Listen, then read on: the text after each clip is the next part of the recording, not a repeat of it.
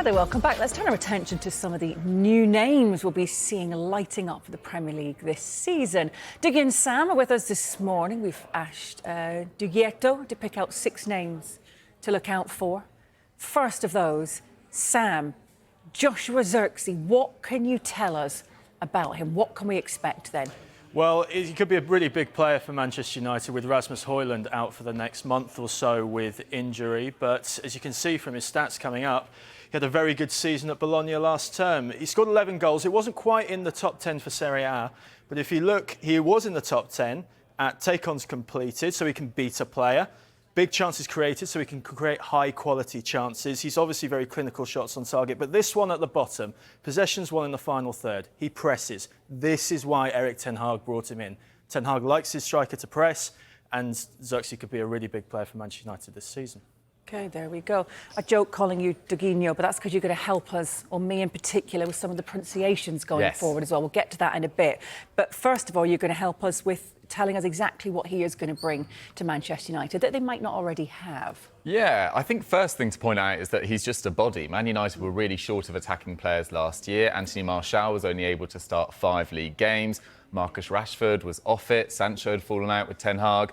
You know, Anthony didn't have a good season. So he offers availability, which, as Sam points out, with Højlund out for the next month, is really crucial. And then you talk about his quality as well. Sam's pointed out the amount of goals he scored last season. That goals, along with 5 assists, was enough to be named Serie A Young Player of the Year. You look down who's won that award in the last few seasons. We've got Victor Osimhen, we've got Dusan Vlahovic of Napoli and Juventus, we've got Dejan Kulusevski, now Spurs, of course. So there's definite quality there. And as you point out, his dribble numbers are very solid. He's 6'4", he's got a physical presence, he's got excellent feet, and it feels like he's the sort of facilitating forward in a different way to Rasmus Højlund, who's more of a last-man runner that could bring out the best of the likes of Rashford. OK. Next pick from United's rivals, City. Savinho, Sam. Yeah, Manchester City's only summer signing to date so far. Joined from French side Troyes, but was on loan last season at Girona. He got 11 goals and 10 assists as Girona qualified for the Champions League. And as you can see, he's actually had quite a successful start to the season. Atletico Mineiro, he won a couple of trophies. The same when he had a loan spell at PSV. He only played 8 games for PSV, but still came away with 2 medals. So, you know, he's joining a very, very successful squad. He's actually quite a successful player.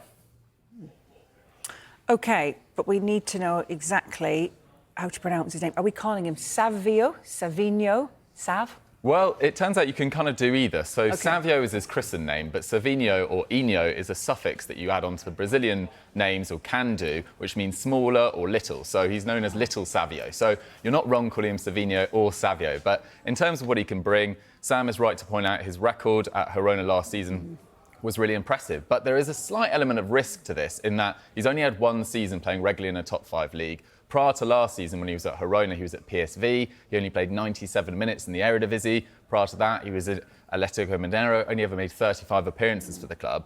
But last year at Girona, really, really exciting.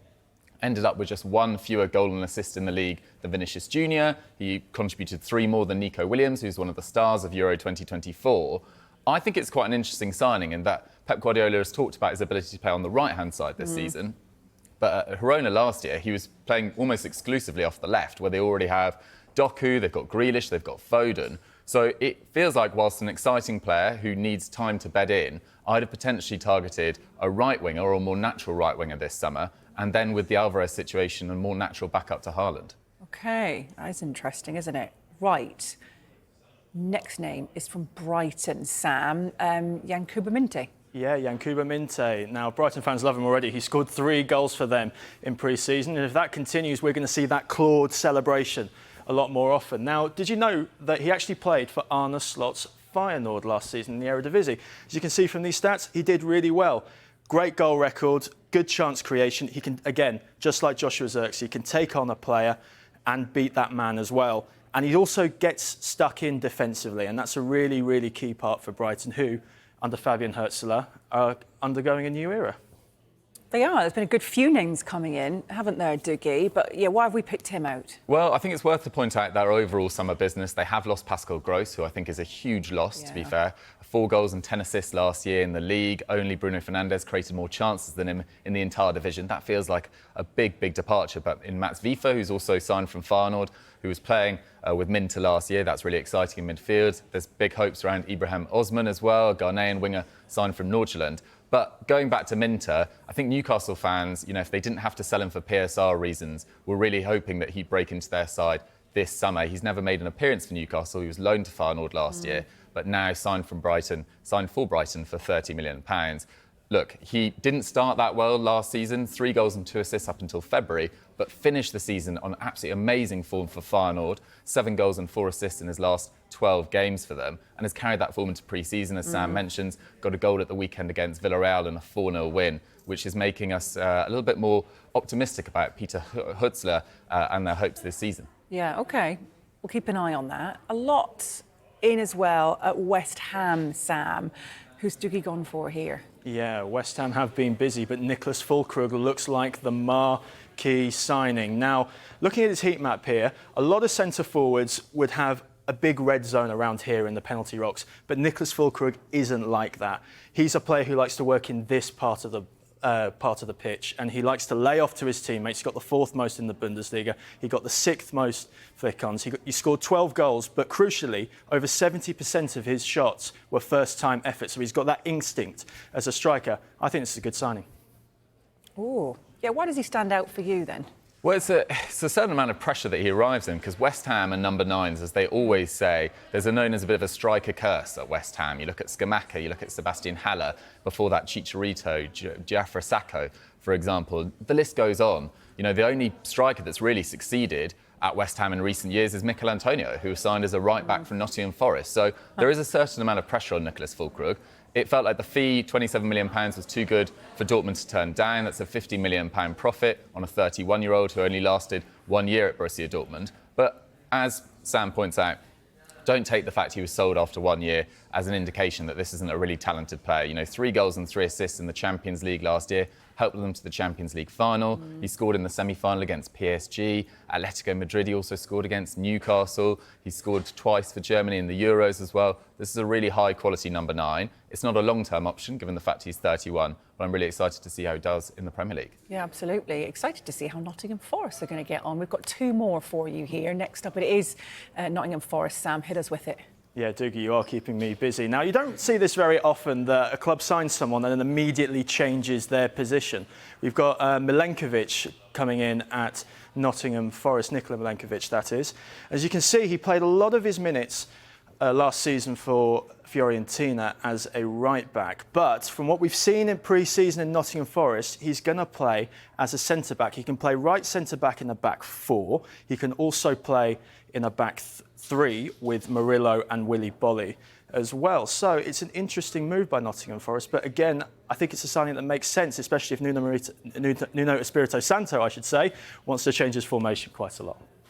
Yeah, tell us about him then, Dougie. Yeah, well, it felt like Nottingham Forest needed to make some strengthening at centre-back. Niakarte's joined Lyon. Scott McKenna's left the club. Felipe's retired, so they desperately needed a centre-back. And I think this is an amazing deal for Nottingham Forest. Only £12 million he cost. He's 26 years old. He's got 7 years of experience playing for Fiorentina. He's helped them to a Coppa Italia final, 2 Conference League finals during his time there. He's rarely injured. He's only missed 14 games in the last 7 seasons, so averaging 2 games missed per season, which is a pretty remarkable record.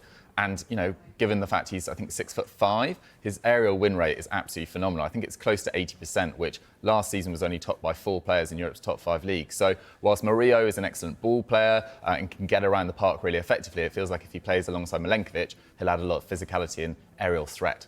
OK. Finally, new name in at Tottenham, Lucas Bergvall. Why should Spurs fans be excited by his arrival then? Hit us with this one first. Yeah, it's definitely an interesting one. It feels like Spurs have targeted younger, hungrier players in midfield this year. You know, out goes Pierre-Emile Højbjerg, out goes Ndombele, in comes Archie Gray, in comes Lucas Bergvall. And people are really excited about Bergvall on the basis of what they've seen in pre-season. Archie Gray, a much more known quantity, of course, given his time at Leeds. But Bergvall comes in and had an excellent game against Bayern Munich in pre-season, provided an assist for Kulusevski. He's a right-footed, 6'3" midfielder, already capped for Sweden as well. And he brings a certain physicality to that midfield, but also a certain amount of guile that they lack when James Maddison is out of the side. James Maddison has picked up consistent injuries over the last few years. Bergvall is someone that can come in and take the weight off him. I don't think he'll be a starter at Spurs this year, but I do expect him to play some minutes and really kick on the following year. So I'm excited to see how he does. Yeah, here's me thinking I've got my fantasy team sorted. It's all up in the air now. I'm like, Gotta change it, Hayley. Here we go. We do have time for that. We've got time as well to speak to Sam, because you think he's left someone out, don't you? Dougie, where on your list is Riccardo Calafiori? Because Arsenal have a new left-back, £42 million signing from Bologna. Now, I was there on Sunday to see him make his debut for Arsenal against Lyon in the Emirates Cup. And it was very interesting to see him come on for Alexander Zinchenko. Zinchenko's going to be that extra midfielder for Arsenal who will invert from the full-back. But when Calafiori's needed, he'll be needed at places like Anfield and Stamford Bridge, playing against players like Mohamed Salah and Cole Palmer. Now, Calafiori may not be the flashiest signing, but I think he could be the most important for Arsenal in the title race.